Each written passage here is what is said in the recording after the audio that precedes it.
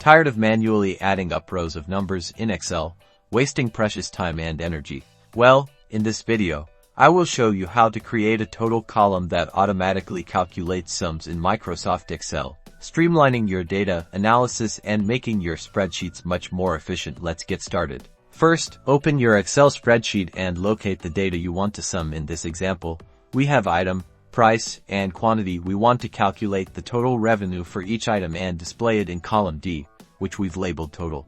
Now, click on the first cell in your total column, which in our case is D2. This is where we will enter our formula. In the formula bar, type an equals sign, then click on the first price in our example, B2, then type an asterisk symbol, which represents multiplication. Then click on the quantity cell. See to this formula multiplies the price by the quantity. Press enter.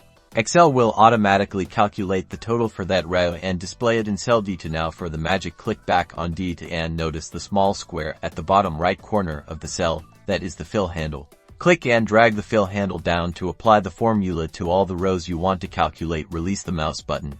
And just like that, Excel automatically calculates the totals for each row. This method works the same for columns too. This is a fast and easy way to create a total column and automatically calculate sums in your spreadsheets. Thanks for watching. I hope this tutorial helps you streamline your data analysis. Don't forget to like and subscribe for more Excel tips.